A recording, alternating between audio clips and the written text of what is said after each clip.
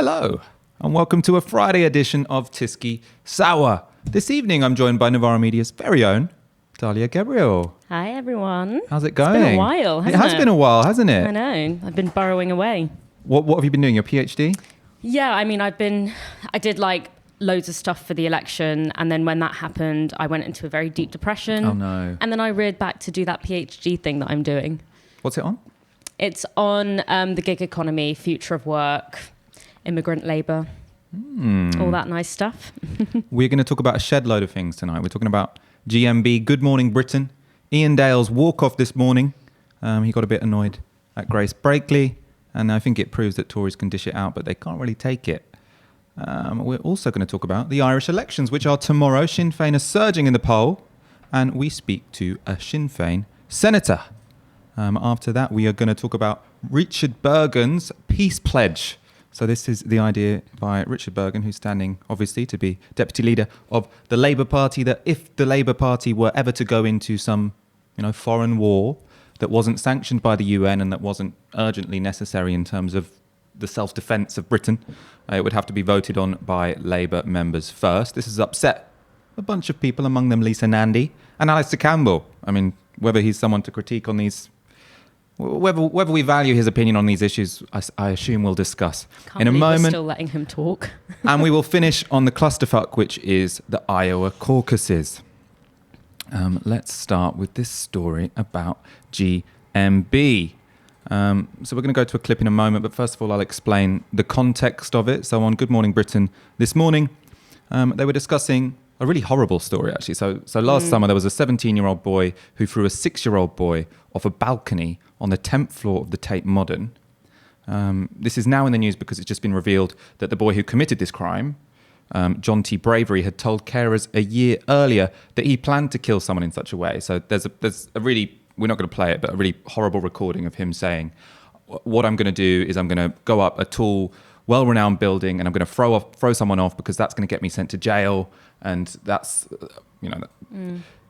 a really messed up kid, fundamentally. His carer passed this recording to his superiors. So this recording was made back in 2018, but nothing was done. John T. Bravery, at the time, he has severe autism. At the time, he was under the care of the private provider Spencer and Arlington, who had been contracted by Hammersmith and Fulham Council, because John T. Bravery was the responsibility of Hammersmith and Fulham Council. So on GMB this morning, they're discussing how it was that this information that this carer knew was not, passed on to people higher up in the system and acted upon. So we're going to watch that clip now. Well, this is Grace's answer as to why that didn't happen, and then Iain Dale gets a little bit upset. I think there's a big issue here, which is that I've actually worked with and spoken to quite a lot of counsellors who've worked in and around children's social care at the moment, and that's obviously funded by local authorities, and local authorities have had their central government funding cut an unbelievable amount, and there are certain services that they have to provide, they're statutorily obliged to provide, and the way in which local authorities have had to cut things out that aren't, frontline services has meant that sometimes children's mental health services and also large chunks of children's social care that they don't have to statutorily provide as a result of their legal obligations get cut. And it means, early intervention gets cut. It means that a lot of those services that you would need to provide very, very vulnerable children who have severe, severe mental health problems just don't get provided. This is, again, another story that you can actually trace back to austerity, and it doesn't look like it's getting any better. Utter rubbish, if I may say so. It's nothing to do with cuts. This is to do with people doing the sensible thing and reporting something. You don't have to have thousands of pounds to be able to be sensible. No, you have to have a basic amount of money to be able to actually respond. But he went on his own. Now, he went on his own, presumably, because there wasn't somebody who could accompany him at all times because there wasn't the resources. To just sweep that away without any facts and just say, it's not about resources, he wasn't giving ridiculous. Facts, he was giving an opinion. There's plenty of facts, do you want the data on the lack of resources? The Children's Commissioner for this country has spoken frequently about the parlous state of children's social care services. So you're suggesting the expert that has been appointed to analyse this issue. OK, I won't speak. Iain, no, come on, I would like you to. OK, right, that's it. No, we'd like you to. Come on in. No, Iain, don't go. We'd like you to speak. Wow. Well, wow, what a fit of pique. What a grown-up sorry. warrior. I think He's a West Ham fan. Can you no platform Don't be like that. yourself? Very entertaining morning television. We're going to talk about that in a moment. First of all, as you know now, when we go live, we put a link in our description, which is the tweet which guides people to this show. And we always want to expand our audience so we can grow, so the ideas of Britain's left can have a broader audience. So go and retweet that now. Right, Grace Blakely there, she was making a fairly uncontroversial point, really. So she was saying that failures like this are often down to cuts. So obviously the carer who had heard this boy describe what he wanted to do, not only had passed it on to their superiors, but they had spoken to him a second time to record it, to then pass on to their superiors. And it seems to me what likely happened here is that it fell between the cracks because probably the people who were working above them were either, potentially not very good at their jobs or potentially overworked. And the evidence here is also quite extraordinary. So I looked today what were the funding cuts to Hammersmith and Fulham since 2010. 59%. So the cut to the government grant to Hammersmith and Fulham since 2010 has been 59%. So it's just common sense that when an organisation has its funding cut and staff are stretched, more risks like this will go unnoticed. Iain Dale, though, he thought that was utter rubbish. What did you think about this incident? Yeah, I found this so amusing to watch. Firstly, Grace was obviously completely right. Any social worker will tell you that when you literally don't have enough staff, it is it's much easier, especially as the scale of children's mental health as a knock-on from other impacts of austerity are getting worse and worse. You simply don't have the resources and all of these things fall through the cracks. But I found this so amusing because as someone who does political punditry and is always outnumbered, both in terms of my identity, but mostly because of my political ideology as a socialist, I find myself in the position that Iain Dale was here, where you find yourself outnumbered in both of those ways, and you are against whatever the status quo is in that particular space. That is the default situation whenever I go on TV. And we are always meant to hold our nerve. We can't be emotional. We can't flip out. And often through very difficult and highly offensive, particularly whenever I'm asked to talk about race, highly offensive situations. And we're not allowed to have those kind of emotional outbursts. And in fact, on Iain's show, I remember being on Iain's show where it was myself and 3 other people. We were talking about young people and Brexit. And I was the only Corbyn supporter, which is funny because young people are overwhelmingly in favour of Jeremy Corbyn. And throughout the whole show, it was essentially the 4 of them against me discussing Jeremy Corbyn's position on Brexit. So what happened here was that Iain Dale, who is used to moving through his life, having his political ideology and his right to be in all these different spaces completely affirmed, and he found himself on the other side of it and he couldn't hack it. He couldn't hack it for 1 second, and he had this massive outburst and stormed off. And it's just so amusing for me to watch this, quite honestly. And it also tells me that the whole snowflake thing is a complete farce. It's a completely ideological term that's only applied to some people and not to others. Yeah, I should have got the tweet up of him sort of complaining about it this morning, but I thought what was particularly funny about it, he says, normally on Good Morning Britain, we have a lovely civilised chat where everyone is just, it's what programme have you been watching, Iain? Because when I think of Good Morning Britain, what I think is Piers Morgan inviting especially young women of colour on to shout at them, to interrupt them constantly and to try and make them feel really small. Yeah. But, have you been on GMB? I haven't, no. You have, so no. There's many clips, you can look at them up on YouTube of Ash Sarkar, our comrade Ash, going on GMB and Piers Morgan just bullying her, and she'll be next to some complete prick who's obviously agreeing with everything Piers Morgan has said, and there's this awful tag team. But the thing, Iain is not used to that. Iain is used to what he feels is civilised debate, which is no one questions my right to be there. No one questions the right of my views to be represented. No one challenges me when I come through with, quite frankly, a pretty ridiculous explanation of why, put up against the other 2 guests who had evidence-based, logical arguments. And I think basically he just panicked and wanted to leave before he embarrassed himself. But obviously he very much did embarrass himself by storming off in such a huff. It's a very sort of centre-right thing to do, to sort of, when someone's explained quite a well-evidenced point, say utter rubbish. and then sort of complain I about could never civility say afterwards. That on TV. Also, he I'd walked be off. called a snowflake for the rest of my life. Yeah, he walked off just when the presenter had said, "No, actually, Iain, we do want to hear from you." Exactly. Obviously, it was a slightly chaotic segment, and Yeah, people as were it always interrupting is, each other, and potentially the host should have been slightly more forceful. But if anything, it was a sort of maybe they should have interrupted 20 seconds earlier, and instead 20 seconds after they were like, "Iain, do you want to say something?" And he was like, "No." Yeah, they created space for him to talk uninterrupted, and I think it's because he knew he didn't have anything to come back against Grace's point. We were going to show another video here which sort of shows some of Iain Dale's hypocrisy. And, he's not the worst broadcaster ever. I No. sometimes listen to his show on LBC. I've been on his show and he's, tends to be a fairly respectful, nice guy. He's not by any means the worst, but I do think this was a bit of a poor show this morning. And I was going to show the hypocrisy of him because if you've probably seen it, it's on the morning of the general election when Grace Blakely goes on GMB. And you have Iain Dale sitting next to Aisha Hazarika and Jackie Smith. So all the reason it's always civil is because it's people who all agree with each other and all spend, are Go always to at the wine same bars together. exactly. So of course it's civil because it's a weird chummy little chat. Grace Blakely comes in and she's saying, "Oh, actually, you can't see this election as, a Indictment of the policies, exactly." And then suddenly all three of them are shouting, interrupting, screaming at them.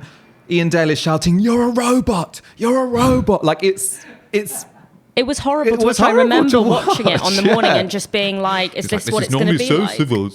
Is that civilized? Everyone agrees with me. Civility isn't people agreeing with you. No. Like, you can't have it both ways. In any case, we shouldn't spend too much time talking about whether or not Iain Dale has enough perspective. No, but I think it does tell us so much about the way that, left-wing people, socialists, and people from marginalised backgrounds who have more progressive politics, how they are held to such a higher standard when it comes to punditry. When we are invited, especially people of colour are invited, I just think of every time I see Afua Hirsch going on ITV, I get cold sweats because I'm just like, she is expected to go on there and withstand a kind of mob attack on an issue that she is the one who is qualified to talk about. And you're meant to hold your nerve. And not only that, but you're meant to be grateful. You're meant to see it as progress that you're even allowed to be there. And so I think and I think that we are sort of going through a reckoning right now of how do we position ourselves as people who are anti-establishment against the status quo in mainstream media when it's set up in such a way that bullying and harassment is what you're expected to put up with if you're a socialist. But if you're, a media darling like Iain Dale and you don't really trouble the status quo in that way, you are expected to have smooth sailing treatment the whole time. That's so true about that thing of you have to be grateful. I know it's going to be 100 times worse for women of colour than it is for myself as a left-wing white guy. But even when I go, I've stopped doing it now just because they annoyed me too much. But I used to do this segment on Talk Radio with Dan Wootton, who's the executive editor of The Sun, and Tom Harwood, who you probably all unfortunately know. But during the election, they were always, it would be Dan Wootton, who doesn't understand politics anyway, by the way. No. But he's just sort of like... But really believes he does. But really believes it's bananas. Anyway, we were talking about the free broadband policy, and Dan Wootton was like, "Well, the leader of this private BT company thinks that this would be very expensive. What's your evidence?" And then you've got Tom Harwood going, "Yeah, what, Michael? What's your evidence?" Yeah, it's the script is already played, and we're just put in a role. But then afterwards, Dan Wootton, who hosts the show, is like, "Yeah, but we have you on. You can't complain. We have you on." Yeah, it's like. You have the right to have me on because your billionaire owner, Rupert Murdoch, thinks you're not threatening, and then I'm here to try and make this entertaining so you can have a big row, but make my opinion, which is completely, ordinary and normal, seem extreme and petulant. Exactly. And I think the whole treatment of Jeremy Corbyn and the whole way the election panned out made us really feel like we need to have a real conversation about how we interact with this.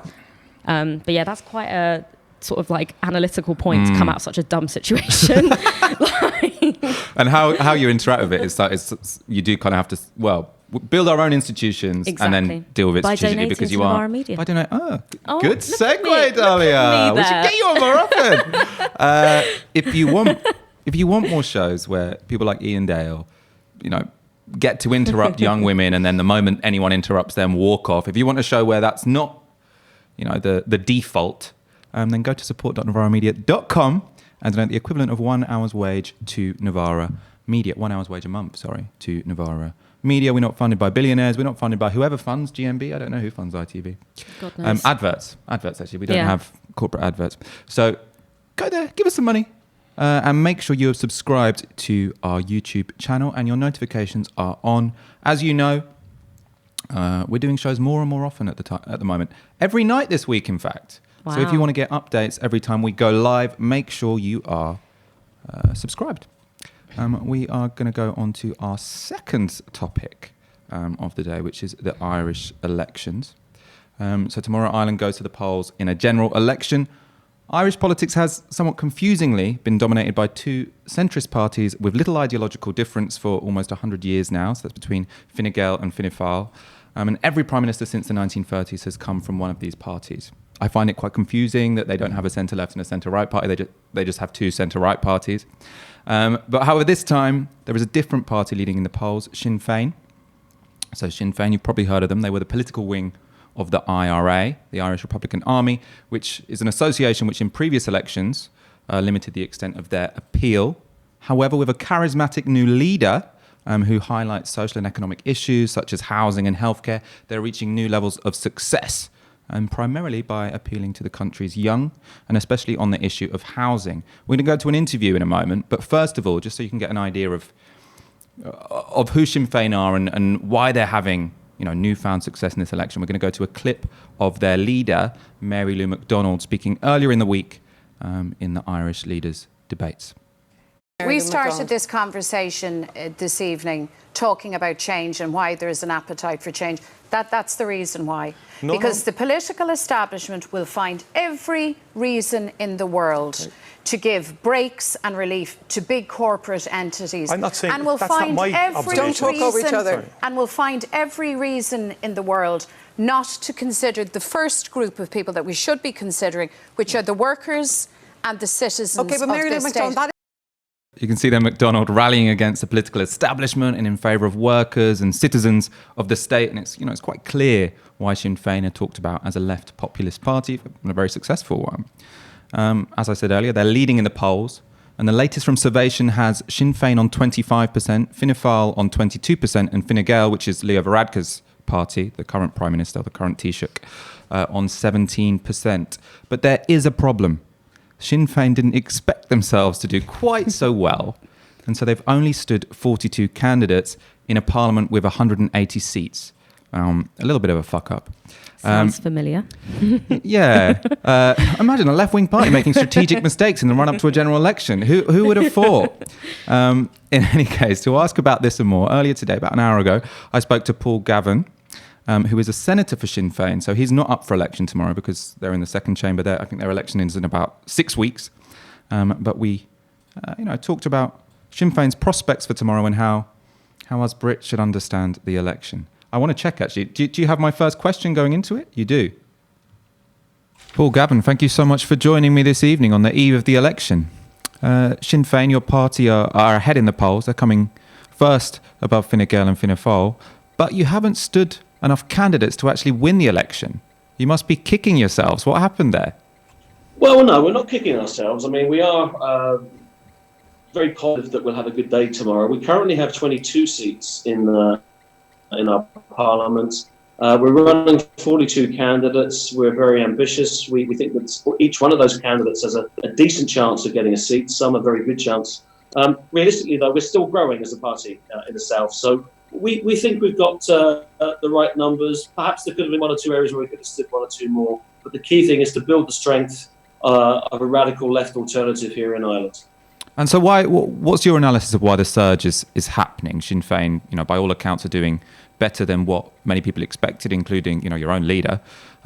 What's that about? What's going on? What's the issue that's motivating people to, well, at least tell pollsters that they'll be voting Sinn Féin tomorrow? So I think there are two main factors here. The first is that we've had two Conservative parties here propping each other up in government for the last 4 years. Before that, they were alternating in government. And I think it's made very clear to people now that actually there's no difference between them. They're both variations on what you would call your Tory party or Conservative party in Britain. Secondly, I think our manifesto, it's a very radical manifesto. It speaks to people's needs. People haven't felt an economic recovery here. The cost of housing in Dublin, for example, is over €2,000 a month to rent. Here in Limerick, where I'm based, it's €1,600 a month. The cost of childcare, the cost of car insurance, and wages are still particularly low. So they've looked at our manifesto, where we commit to a living wage, where we commit to the biggest public housing programme in the history of the state, where we commit to building a national health service. And I think we're speaking to people's needs, and they're responding to a radical left manifesto. I suppose probably what most people in our audience will know about Sinn Fein is the association with the Irish Republican movement in the north. I don't know, in terms of politics in the Republic, is that a help or a hindrance to Sinn Fein when it comes to electoral politics? You know, I don't think it's particularly one thing or the other. I mean, people understand that we have our roots as a national liberation movement, and we're very proud of that. Thankfully, the peace process, which happened in the 1990s, allowed us to move on and to develop our movement fully in terms of peaceful means. And we're committed to that. People know that. It's really about what we can offer today in terms of our project. And, you know, we are a radical party. In our constitution, our aim is to establish a democratic socialist republic. We're the only party that has that aim. We're proud to be a 32-county party. We think partition has been a disaster for Ireland, north and south. And I think people are building a new Ireland, north and south, that puts people first, not big business, not the needs of the few, but of course the needs of the many. So in terms of Irish unity, obviously that's, you know, one of the aims of your party. To what extent is that a priority for people living in the Republic of Ireland? Is there a strong wave of support for Irish unity? Well, polling has showed that 80% of people in the south are in favour of Irish unity. And of course, we also know that since Brexit, polling has indicated the majority in the 6 counties in the north also in favour of unity. So the national conversation, it's well underway at this point in time. Unfortunately, the Irish government doesn't want to engage in it. We know that neither Fianna Fáil nor Fine Gael want to engage in it. And that's because actually they don't have anything to gain by building a new Irish Republic, a united Ireland. But on the ground, it's certainly something that's popular on the doors. It's something that people aspire to. But of course, it has to be different. We're not looking at tacking on 6 counties to the 26 we have here. We're talking about building a new republic where the people come first, where workers can earn a living wage, where we have a national health service, decent jobs and decent homes for everyone. And what political outcome are you seeking in this election, or aiming for, I suppose? Because as far as I understand, Fine Gael and Fianna Fáil have both said that they wouldn't form a coalition with Sinn Fein or wouldn't even rely on your support. So if the election does go well, is the best you can hope for to become the official opposition? Look, there's every possibility that we could have a left-led coalition in Ireland because there's tremendous surge in support for Sinn Fein. We are the largest left-wing party in the country, but also there are others on the left who look like they might have a good day, particularly the Green Party. Our preference would be a left-led coalition, but we are saying we'll talk to everyone after the election because we don't accept that we can be locked out of power simply because we have a radical manifesto. But we're also clear that we'll only go into government on the basis of a radical left Republican manifesto, something that will impact on the lives of working people and families in this country. Paul Gavin, good luck tomorrow. We'll be watching closely. Thanks indeed. Great talking to you. That was Paul Gavin talking to me about an hour ago. We'll be covering, you know, what happens in that election, I'm sure, on future shows. Do you have any take on the Irish election? I mean, we were just saying before that I know that you touched on it in the interview about kind of how Irish unity is polling now, and we are seeing it being more favoured and going up in the polls. And I think that is something to do with the stark Englishness of Brexit. You know, Scotland and Northern Ireland did not vote for Brexit. And I think that given that the arguments of, you know, independence activists have always been that we shouldn't be ruled by a Westminster that is very much skewed by the interests of the English. You know, the fact that the English have pushed the entire union to this giant, hugely disruptive thing only gives weight to those arguments further. So I do think that is kind of a connected thing, but I also am not going to claim to be an expert on Irish politics. I'll leave it there. I'm also not an expert on Irish politics. I mean, as far as I understand it, I do think that Brexit has significantly boosted support for a united Ireland in the north of Ireland. And I think that's not necessarily to do with this boost. Well, I think that what in the south of or the Republic of Ireland, a united Ireland has always been popular, but with fairly low salience. Yeah, right? because it doesn't seem possible. It seemed out of the question for a while. But I think probably if it looks like people in the north now want a united Ireland, that will increase in salience in the south. Although, as far as I can tell, this is mainly, the boost for Sinn Fein is mainly because they're offering a left-wing alternative when you've only ever had two centre-right parties in power for 100-odd years. Yeah. In any case, we're going to move on to a topic which we know way more about, which is the British Labour Party and Richard Burgon's peace pledge. So Richard Burgon, who is coming on the show on Monday, so we can ask him about this, personally. We want to talk a bit about the backlash today, to be honest. So he has announced, and I'm going to quote from a speech that he gave, I think, in Oxford yesterday or the day before. He says, "No decision is more important for a political party than whether or not to support military action. It is right that if the Labour Party wants to back military action, then it must have the explicit backing of the party's members, except in the case of a genuine national emergency or with UN backing, which Iraq clearly didn't have. Never again should Labour members have the shame of having to protest not in my name against their own party. With this pledge in place, the British can be confident that the Labour Party will not repeat the mistakes of the past and wrongly back military conflict." So Richard Burgon there saying that, he won't have the power to do this as the deputy, but he'll have influence to push this forward. He's saying that he'll put a motion to conference later in the year. But the idea is that before, if Labour are in power, or even if Labour are in opposition, the party will only be able to back military action if there has been some sort of democratic process among the party membership. So he said this could happen at Labour Party conference, but more likely it would happen in an online referendum. And this is the kind of thing that happened in 2015 when in question was British intervention in Syria against ISIS.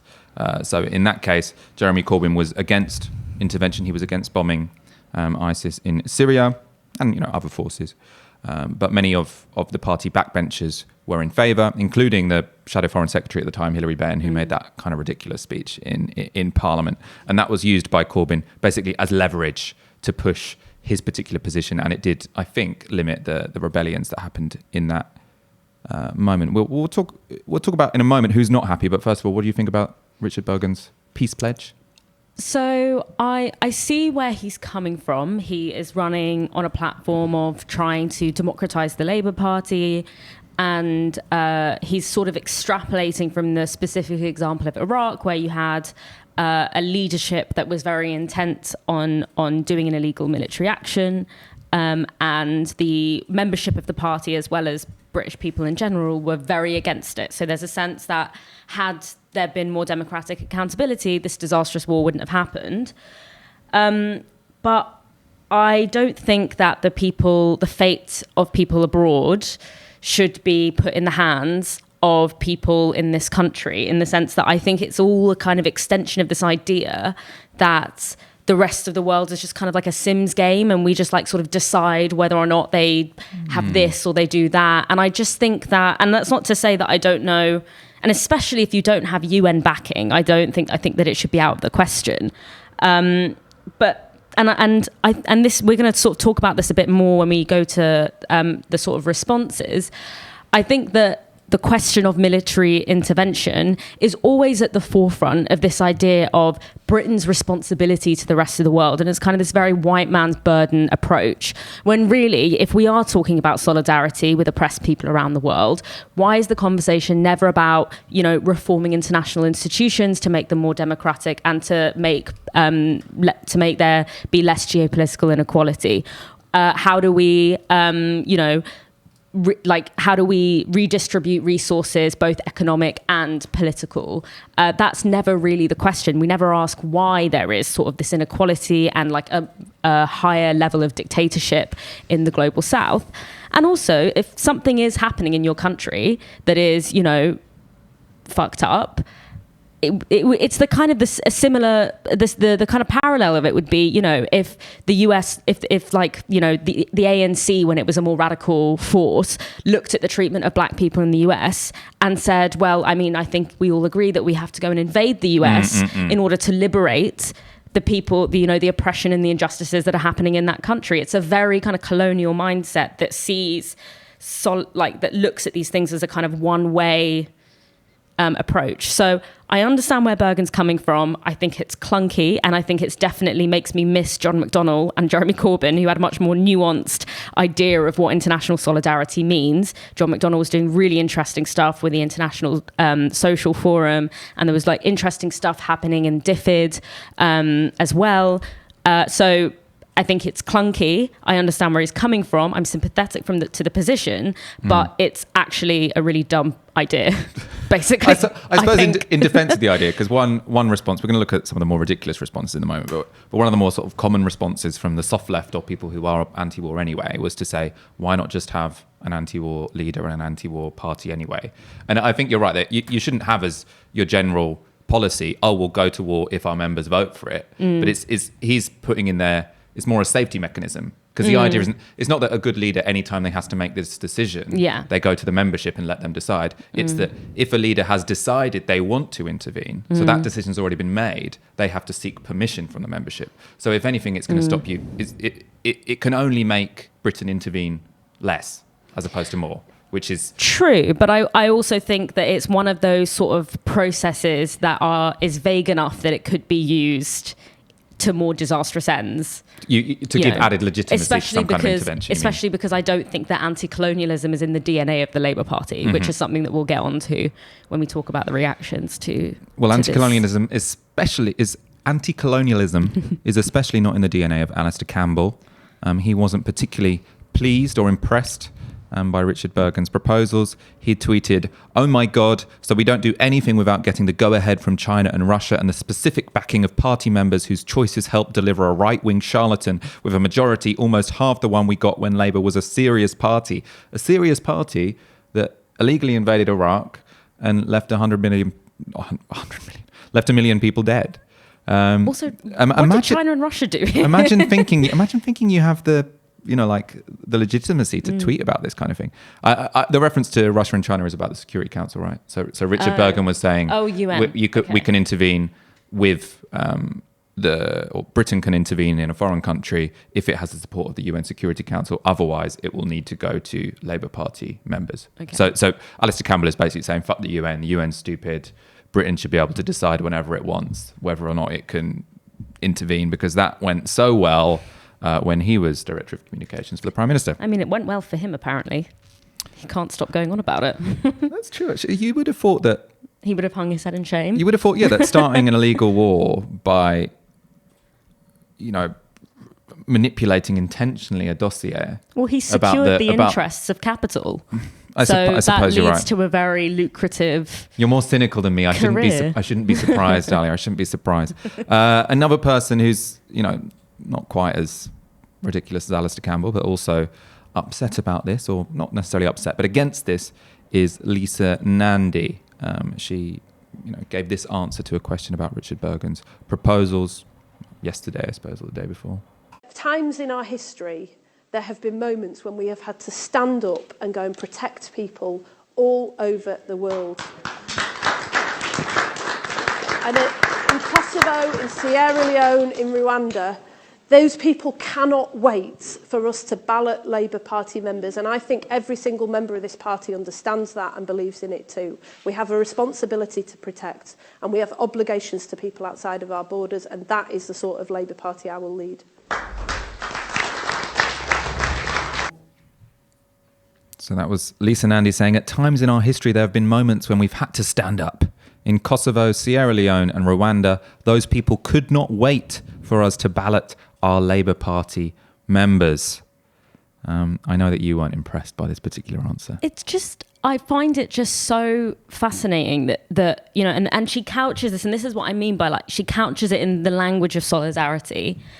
And it tells me so much about the innate racism of this, that for her, solidarity can only ever mean war. It can only ever mean violence. It can only ever mean military intervention. I don't ever hear her talking about how do we reform international institutions to make this to make geopolitics a less unequal affair. I never hear her, piping up when Britain is selling arms to Saudi Arabia. I never hear her talking about these things outside of the context of military intervention. And it's again this like infantilization of the rest of the world, that this is that violence is the only thing that they can respond to, that the violence is the only way that we can engage with particularly with the global south. Because let's be real, these are the countries we're talking about. They're not talking about invading America because they've incarcerated more black people than were enslaved during slavery. Serbia was in Europe, but it's I mean, it's a racialized,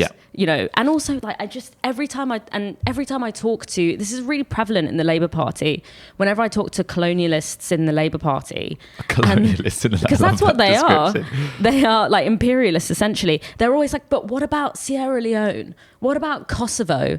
And I'm just like, the fact that out of literally dozens and dozens and dozens of military interventions, you can only point to 2 that weren't certifiably a disaster tells me, like, is your own evidence that this is not actually what the purpose of these interventions are. The purpose of these interventions is to secure the interests of capital, to secure the interests of a particular geopolitical formation. And sometimes that may happen to align with an outcome that is not disastrous, but that's not the fundamental principle of why this happens. And that is the kind of, that is why the fact that Lisa Nandy couches this in solidarity makes me so furious and so angry. But like I said, this is a massive blind spot, I think, in the Labour Party in general. Jeremy Corbyn and John McDonnell were outliers in the sense that and I really think that this is why the Parliamentary Labour Party hated him so much. I don't think it was because of his domestic policy. I think a lot of people in the Labour Party actually liked his domestic policy. It was his foreign policy. It struck a nerve at the heart of the Labour Party that we don't talk about enough. It was the idea that everyone has the right to live, everyone has the right to live with democratic rights and with rights to the means of life. And his true belief in that is why I think he was so despised by both the media and the political establishment. It's an aberration, actually, in the context of the Labour Party. I mean, one more mundane problem, I think, with what Lisa Nandy said is she's saying people can't wait for Labour Party members to decide whether or not they back an intervention. It takes 24 hours to send out an email to all members. That's what happened in the Syria conflict. And if you're picking out what were those examples, and I don't know enough about the Sierra Leone intervention or the Kosovo intervention to say if it was on balance better or worse that Britain intervened. But what we can say about those interventions were that they didn't happen all of a sudden in the middle of the night. That there was a long period of preparation running up to those interventions. And so there would definitely be time to ask Labour members if they back it or not. That's not to say I necessarily support this policy. I just don't think this critique really works. Yeah, it's disingenuous. Secondly, this kind of relates to what you were saying. I just wanted to bring up a tweet which I thought was funny and summed this up well by Archie Woodrow, friend of the show. And it's the idea that even if this policy of Richard Burgon, does stop the party supporting interventions which on the whole turn out to maybe on balance have been better than worse. And as I say, I often just don't know enough about these to say.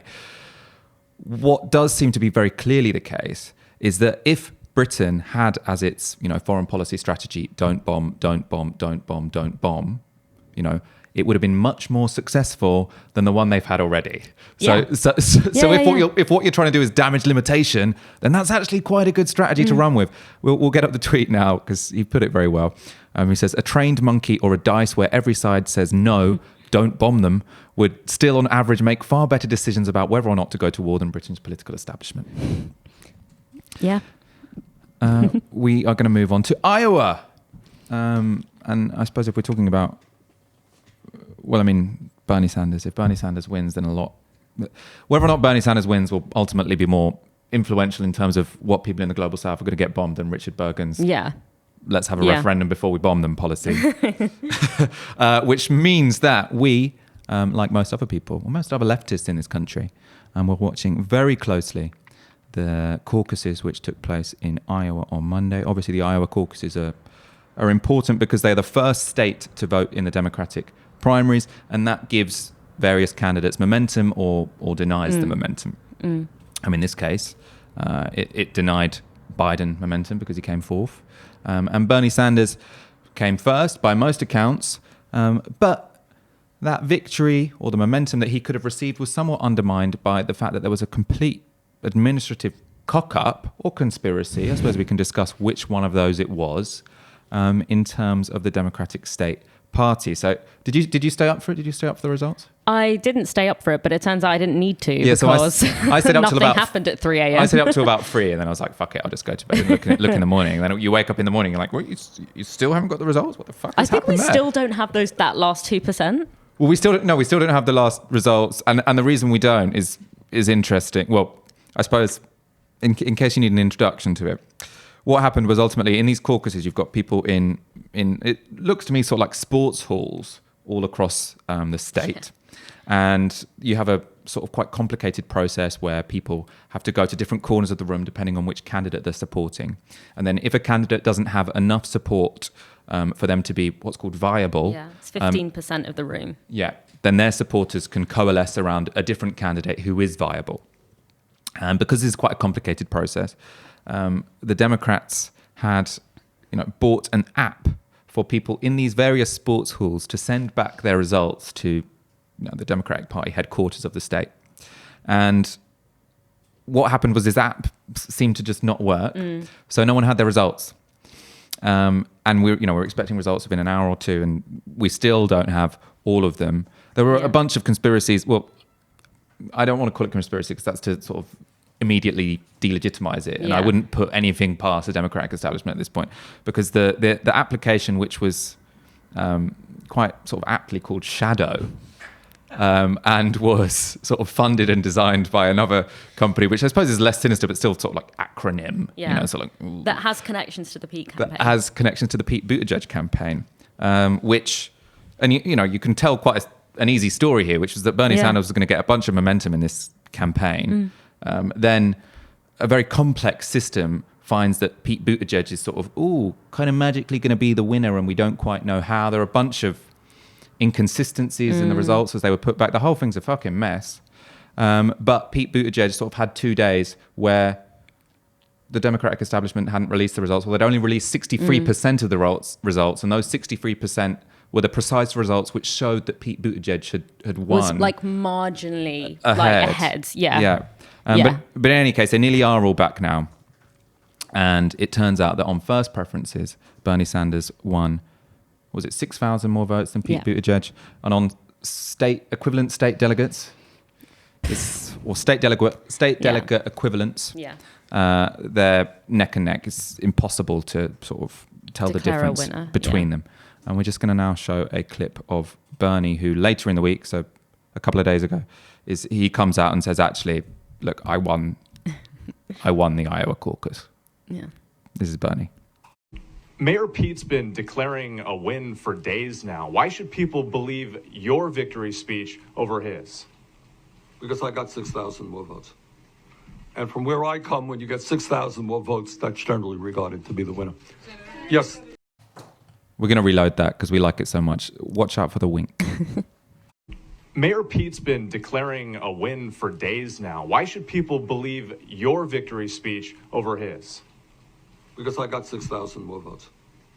And from where I come, when you get 6,000 more votes, that's generally regarded to be the winner. Yes. I mean, there is no one better in front of TV cameras than Bernie Sanders. I like that. Where I'm from, if you win by 6,000, you're the winner. Yeah. Yeah, I mean, this is an absolute... it's chaos, and I think there is a really legitimate question here about where is it, at what point does it stop being incompetent and start being, I wouldn't call it a conspiracy, but I would call it a kind of deliberate managing of the situation to disadvantage a particular candidate. So I don't think that there was a sense of, we're all just going to have this app be really precarious, and then we're going to do this, and then we're going to do that. But there was a sense that, so basically Bernie won Iowa, and then instead of what they ended up doing, because what does, with Iowa, it doesn't really matter the numbers. It doesn't matter, in the final count, the number of delegates is very small compared to a big state like California. Again, as you said, what matters is that momentum, and it's also the positive media coverage. So normally the winner will have a big victorious speech, and then they will have a lot of positive coverage by the media, and they will be seen to have momentum. And especially if they're an insurgent candidate like Bernie, it will give other the primaries that are coming up, the caucuses that are coming up, a sense that, we can actually vote for this guy because we actually think he will be electable. We've been being told for 4 years that Bernie Sanders is not electable, and this tells us that he is. So that is a very important point, a very important moment for Bernie Sanders. And that is what's significant about Iowa. So what this crisis did was not rob Bernie Sanders of the victory, but it robbed him of what is important about winning Iowa. And it gave, those 2 days where Pete was being seen as possibly, even if it was by a fraction, as possibly a winner, gave a massive boost to Pete's campaign, because Pete's campaign is not expected to do well. He is not a front runner. He has 0% support amongst black people. You cannot win a Democratic primary or an election in America. Trump has black supporters. You can't win it without black people in the US. It's true. Trump does have Trump has a whole thing. More support among black people. Pete Buttigieg does less well amongst black people. If they're up against each other in the presidency, obviously more black people would vote for but Buttigieg, but reluctantly, it's still embarrassing. At this point it's deeply embarrassing, and so I think that the incompetence, I can completely believe that the DNC is deeply incompetent, but I think the dragging out of the results, the media portrayal of this as being the kind of more warmth towards the idea that this was a Pete insurgency than a Bernie one, is definitely management, and it's definitely the kind of media bias and hegemony, and the fact that they just don't want to admit that Bernie Sanders is electable because they've hooked their careers on this idea that you can't be a socialist and win. So seeing that kind of just fall apart in front of their very eyes is very difficult. And there are some things where I get very concerned, where individual precinct leaders are saying that what they have reported to the DNC is not actually being reflected. So you had the Black Hawk County guy who was saying, Tom Steyer, I think it was, won 0%, but he was portrayed in the final count from our county as having won all of Bernie Sanders' votes. It's really hard. Even with I'm trying to be really forgiving, but it's really hard. But I think if it was an accident, how come it went from the Bernie Sanders column to the Tom Steyer column? It just makes are you also mixing up white men? I do that, but I feel like I can even tell the difference between Bernie and Tom Steyer. But I think for me, the real story here is looking at the communities that Bernie organized. Iowa is an incredibly white state. It is something like 93% white. And he managed to organize people that have never been involved in the organizing process. We would see all of these amazing images of, workers of black and brown workers in pork factories coming to lend their support to Bernie Sanders. And this shows me a real evolution of the campaign. It shows me two things. It shows me firstly that Bernie Sanders understood the criticisms in 2016, that his analysis was too race blind, and that he didn't do enough work to organize the multiracial working class in the US. And he spent 4 years building a movement that did precisely that. And it also tells me that he is the only person who has the coalition that can beat Trump. Only by mobilizing the multiracial working class of the US can we beat Trump. It's the only way. And only Bernie Sanders brought that out in the primaries. Elizabeth Warren, her support was mainly white women. Biden, his support was pretty much not really. I mean, there was some precincts where he wasn't even viable. Yeah. There was some precincts where Andrew Yang hit 15% and Biden didn't. So, he's kind of out of the race now. He's not quite out of the race. He's not out of the race, but he's kind of he's taken it really was the worst for him. So I think it's very disappointing. And I think actually in the end, if Bernie wins the nomination, I think this is going to be very good for him, because it's his way of showing that he is an insurgent in the Democratic Party. That he's a fighter. And I think that will play really well in the US, because I think the Democratic Party is rightly very unpopular because of the way that their candidates have all been hacks. I like the way you sort of distill it so simply. They've all been hacks. They've just been, it is a kind of bureaucratic, patronizing, just like kind of a bit socially liberal but fundamentally neoliberal party, and being seen in opposition to that, I think will do very well for Bernie Sanders in the general election. And then, I mean, so I think they've kind of played themselves. If you play Bernie, you play yourself. Play yourselves. Come for the king, real you best lesson not miss. of Iowa. On the next primary is on Tuesday. It's New Hampshire. And this will be another one where, I mean, the polls at the moment are showing it's, you know, Sanders is just ahead, but Buttigieg is sort of like coming up behind him. Similar demographic to Iowa.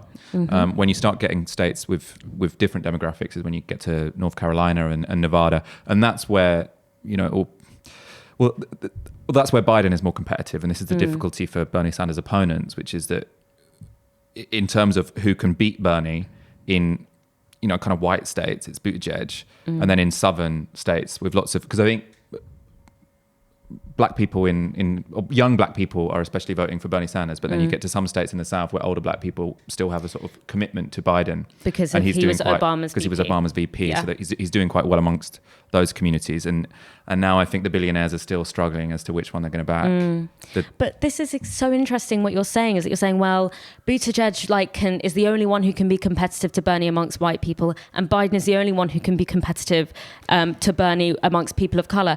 You could just run the candidate who's winning both of them.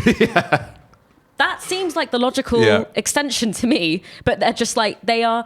And I really believe that the establishment Democrats, because so many of them pin their career on people like Clinton, the idea of Bernie Sanders beating Donald Trump makes them absolutely furious, because it is an indictment of their careers. It gives, suddenly Hillary can't blame Russia anymore. She can't blame Bernie Sanders anymore. It's like, no, you lost. So I think that there is, like, because Bernie specifically ran against Hillary, and then Hillary went on to lose to Donald Trump, and there's this whole idea that Bernie would have won, which he would have. I think they're particularly bitter about that, and I don't think they'd admit it, and they might not consciously know it, but I think a lot of them would prefer a Bernie Sanders loss to Donald Trump than a Bernie Sanders victory. There's an amazing clip, I wish we got it up actually, from a couple of years ago, where Bernie is asked about, you know, like why Hillary Clinton has badmouthed him or something. Yeah. I can't remember what, something, you know, irrelevant. And he says, you know, I think the thing with Hillary is that she ran against the least popular presidential candidate in American history, and she lost. And I think she's a bit bitter about that, you know? He's right. I really think he is. And to be fair, so would I. But, you know, that's your problem. You're the one that forced yourself on us. We're going to watch one more Bernie video because we love them. Aaron's in the comments saying, show the coin toss video, which we haven't prepared, but you should go look up that on Twitter. It's like someone in one of the precincts in Iowa. There's a coin toss because it's a tie. Buttigieg and Biden, or no, Buttigieg and Bernie, or it might be Warren actually. I'm not entirely sure. I think it was Warren Buttigieg. It was Warren. Yeah. It was a tie, and so then this kid is doing the coin toss to decide who gets the delegate, and he literally like turns the coin like 8 times in his hand. You know? I saw a really funny tweet. Have you watched that video? Yeah, I saw a really funny tweet that connects to our previous conversation, where someone was like, if they were doing this in a global South country, we would have invaded, just because we would have just been like, this democracy is a joke. This is what America was exporting to Libya and Iraq. Rich coin tossers. Oh, we have the coin toss video. Go on, let's show the coin toss video. Fox is good. He gets these things up quick. When you're watching, and then flip it over. Flip it over. Heads. Buttigieg. Heads. Buttigieg. All right, so Buttigieg will get 3 delegates. Jack Taylor's given me 8 out of 10 for that Bernie impression. I'll take that. I'll get it up to 9 by the time he's become the president. We're going to go to one more clip before we go to questions. So if you want to start typing your questions now, put them in and we'll go to those in a moment. But this is Bernie Sanders from today, who I've got it in my notes as Bernie destroys Pete. And I'm reading some headlines from newspapers about Pete Buttigieg. Pete Buttigieg has most exclusive billionaire donors of any Democrat. That was from Forbes. The Hill. Pete Buttigieg tops billionaire donor list. Fortune. Pete Buttigieg takes lead as big business candidate in 2020 field. Washington Post. Pete Buttigieg lures even closer look from Wall Street donors following strong Iowa caucus performance. Forbes magazine. Here are the billionaires backing Pete Buttigieg's presidential campaign. I just can't get. I could just sit here watching Bernie videos all fucking evening. He's everyone's uncle. This is what we should do until the primaries are ended. Have you seen the video of him with Hassan Minhaj, who is giving him a sock? So it's Hassan Minhaj, who's a comedian. He's got quite a decent show on Netflix, and he always, does a sort of like comedic, moment in an interview with a big politician, and he sort of hands Bernie Sanders a sock, and he says, "You need to give this sock to Mitch McConnell," and Bernie's like, "Oh, okay." And he's like, "It's because Mitch, if you give this sock to a house elf, whenever a house elf gets a gift, they are suddenly free. So Mitch McConnell will be free." I think presumably from maybe it was from sort of like being a doormat of Donald Trump. I'm not precisely sure. And Bernie Sanders is like, "Okay, I'll give it to him." Like he's got no idea what the reference is. He's always on board though. Okay, I'll give it to him. Whatever. My favorite is because he never pushes back. He's just like, "I don't care. I don't care about that particular. I'll do it. Whatever. Fuck it. Shut up." No, my favorite is Larry David. And I don't know if it's just because I love Larry David so much, but him as Bernie Sanders, it's just like, it's really good, my dream of like my Brooklyn uncle that I never had. People in the comments don't like Hassan Minhaj, but what can you fucking do? Right. He's made a real success of himself, so I'm sure you won't mind if two people in the comments of Novara Media's Disky Sour think he's mediocre. Right, Chris Jarvis asks, other than Burgon's proposal, foreign policy hasn't featured in the leadership election. What commitments would you like to see on foreign policy? It's a very good question, and it hasn't been discussed in this leadership election. And it's one thing that I want discussed more. One reason I want Keir Starmer to come on the show is because the pressure from Rebecca Long-Bailey, to try and, put clear water between herself and the other candidates has been on nationalisation of utilities and on, I think, partly on internal party rules, which, we care about on this show. And I think there was something on sort of like, is 2030 going to be the target or not? Given it was a soft target, it didn't seem like a particularly, important line in the sand for me. And if I think about what's my worst, if I think about, if Keir Starmer wins, what's my biggest fear? My biggest fear isn't that he decides not to nationalise water. I mean, I'm in favour of nationalising water, but I don't give a shit, actually, quite frankly. I mean, I'd like to nationalise it, but I don't care. I don't care whether, it's not a big deal. What I care about is if we have a Labour Party which is, again, signing contracts with Saudi Arabia so they can bomb Yemen. And a country that's not throwing its weight around at all to not be, servicing the planes which are going and committing war crimes around the world. And if you think about, the real tragedy of New Labour, it was partly that they didn't properly empower the domestic working class and that they introduced expensive PFIs. And undemocratic, there's this huge list of bad things they did. But ultimately, what was their real horrific legacy in the world? It was the Iraq War. It was funding paramilitaries in Colombia. It was the fact that they became completely in hock to the defence establishment in this country, and that meant that Labour, however many Sure Start centres they built, however decent tax credits were, as ultimately vulnerable when a different party came into power. But they did lift some people out of poverty, and we can't undermine that. The impact of New Labour over that 13 years, in terms of if you're a utilitarian and if you're thinking about people in all the countries of the world, was pretty fucked up. And that's what I'm worried about. And so that they're the commitments I want from Keir Starmer and Lisa Nandy. But I mean, ultimately, it's going to be Keir Starmer or Rebecca Long-Bailey that win. It's that he is going to stand up to the British defence industry. And he is going to make sure that we never, ever again are selling arms to a country like Saudi Arabia.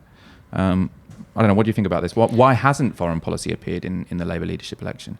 I think because there's not much work being done, I think, to look at what, and this is partly, I think, the fault of the movements. I think, we're seeing think tanks and research institutes and movements popping up everywhere to, like autonomy, looking at working weeks, looking at public ownership. Where is the institution that is pumping out this kind of thinking and policy work and ideological frameworks on what an actual platform for a Labour Party should be when it comes to foreign and international policy. In terms of what I would like to see, I think that the stuff that had been started in DFID by Kate Ossamore and was continued by Dan Carden. Dan Carden. Sorry. Another white guy. You can't tell them apart. I'll get their names right. He's from Liverpool, though. I love Liverpool. That was really good, which was this attempt to kind of basically dissolve this idea of dissolve the kind of distinction between foreign and development policy and kind of collapse it into this idea of international policy, which is basically a way of saying we shouldn't always be, the foreign policy question shouldn't just be war or no war, but it should actually be looking at how do we reform international institutions in which we have a disproportionate amount of power to make them more democratic, to make them more equitable. How do we look at these forces of imperialism, whether it's the fossil fuel industry or whether it's the arms industry or whether it's the extractive economy, and basically withdraw our support for it, weaken it, and look at alternative systems, for example, of energy production and energy distribution. So thinking about an internationalist policy, it was started by McDonnell and by people in DFID, and it's very sad that has been that might not continue depending on who the next Labour leader is. But I really think it's about moving the foreign policy conversation away from do we go to war or do we not go to war, and actually look at how can we use the fact that at the moment we have a disproportionate amount of power in a lot of these international institutions. I don't know what that's going to be like after Brexit, but at the moment that is the case. How do we leverage that to basically have a redistribution of economic and political power? The intervention needs to happen in ourselves, really, not to other people, essentially, because and that I think is why I'm really interested. Yeah. On the hashtag Tisky Sour, Liam Young is saying, always enjoyed Novara Media content, but I have to say it's been brilliant since the election and I'm loving Tisky Sour. Michael Walker, always amazing in the chair. Now, thank you for that, Liam Young, but I know what this is about. You were trying to charm me because you are currently standing to be in the Greater London Assembly. Liam Young, like Sakina Sheikh, another friend of the show, Faduma Hassan, who's never been on the show but also will be brilliant. There is currently, I suppose, an internal primary going on in the Labour Party. If you live in London, you can check your emails and vote for London-wide candidates, and you can vote for candidates for your particular constituency. So definitely do vote for Liam Young and Sakina Sheikh, Ellie Baker as well. Faduma Hassan, if you're in Brent, I think. There'll be a bunch more that I'm sure I would advise you to vote for, but I can't quite remember who. Amina Ebrahim, if you live in Waltham Forest, or Hackney, I think, where I do. I haven't voted yet. I haven't even checked my email. I need to make sure I do before it closes. Do we know when it closes, roughly? I have no idea. I don't know. Maybe if you know, actually, Liam Young, if you're in the comments, when can people vote until? Right. This is a good question. BGM Muggeridge. How should left-wing voices handle sensationalism and hypocrisy by the right on TV? Should we lock people like Dale, or just ignore them? I think he means block. Lock them up? No, I think he means up. I think he means block. Block. He means block, right?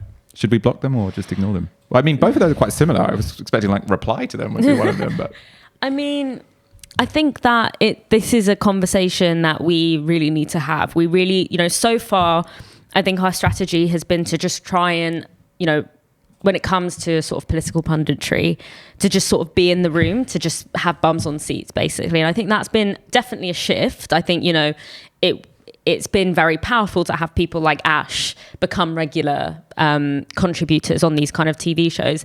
But I think now we actually need to look at the media as being part of, and there's so much amazing research that happens. Or does he mean just mock. in Twitter? It wasn't block, it was mock. Okay. Should we mock Iain Dale or and who block does he mean Iain by Dale? we? It might be a does he mean BGM Muggeridge's initials. What do they mean by, you called me out there, just call me in live on TV. So if they mean on Twitter, I mean that's your own business. Yeah. But if they mean in terms of when we go on these shows, I think it's a question I was thinking about it primarily in the context of this wave of black and brown people being asked to go on TV, talk about racism, and it just feels like we're just making everything worse because we're not talking about the kind of racism that we want to talk about. We're only talking about microaggressions and, you know, should someone Cultural be fired or not? appropriation. Yeah, not really kind of getting into the meat of what we want to talk about. And I think we need to start looking at this as an issue of power. And I think that's something that I've started thinking about. I know that a lot of other people are as well, because we're finding that this model of just sort of being in the room is not necessarily getting us what we want to get because of how these things are always framed. But I also really think that independent media is like really important as part of that. Was that another segue, Dalia? It is another segue. If you think independent media is important, please go to support.novaramedia.com and donate the equivalent of 1 hour's wage a month. If you already do, as I know lots of you do, thank you so much. You are what makes this show, this organisation possible. We have our AGM tomorrow, so we're going to decide how we're going to grow. Very exciting stuff. Daniel Lowe, there's a question here which I'm not going to answer, but I'm going to use as a plug to a different show because we're shameless here. If Bernie becomes the nominee, how can he avoid the attacks from the centre of his party that Corbyn had to endure? Watch Monday's show. Me and Aaron talk about it for like an hour. Can you imagine us? Finding so much to talk about. I mean, I suppose as a summary, it was that in a way, Bernie Sanders is in, I suppose, a constitutionally different situation to Jeremy Corbyn because he's running as an individual for president, and people in the Democratic Party don't have any power to stop him. Yeah. Whereas Jeremy Corbyn, he was the leader of a parliamentary party, and unless he brought MPs on side, they could overthrow. You know, they could have literally just formed a different party, and then he would no longer be leader of the opposition. So it was always a tougher gig. Rory JL 2014, should the Labour leadership candidates take a position on Irish independence, i.e. should they support calls for a referendum there if polls show it's close? Yeah. I mean, I don't know. I think the right to self-determination, any constituent nation of the United Kingdom, if they want to have a referendum, if it seems like there's overwhelming support for independence, we should back them having a referendum on it. But I don't see why it's our role to have an opinion on. I mean, if you want an opinion, fine. I don't have a strong opinion on Northern Irish, on whether there should be Irish unity or Scottish independence. Yeah, I look at it as an issue of self-determination. So, yeah, that's pretty much. Final question, Philip James, on the peace pledge. Won't open selections temper this anyway, the need for a peace pledge, as it were? If an MP goes against the membership on something as serious as Iraq, then they'll get deselected, so we'll think twice before backing it. My answer is yes. One of the reasons why I back open selection. Yeah. Yeah, and I think that is very much where Richard Burgon is coming from. It is part of his broader sort of goal of democratising the party and democratising politics, which I admire, but I just think that this was not a very good expression of that, really. Well, we can have this conversation with, guess who, on Monday? Richard Burgon. Hey. Has he been on before? He hasn't been on before, which is kind of surprising, isn't it? I suppose he was busy, Shadow Justice Secretary. He was always put out by the leadership on TV, wasn't he? He was batted for the team. In any case, we're done for tonight. So keep your eyes on the Irish elections tomorrow. Dalia, it was a pleasure. Let's get you back on more often, eh? And come back to watch us on Monday where we have Richard Burgon. And we've got another jam-packed week next week. So on Monday, we've got Richard Burgon. On Thursday, we've got Len McCluskey. And then during the week, we'll definitely have 1 or 2 interviews with comrades in America because there is the New Hampshire primary on Tuesday. And we'll find some really interesting shit to talk about on the other days. So have a great weekend. Good evening. See you on Monday.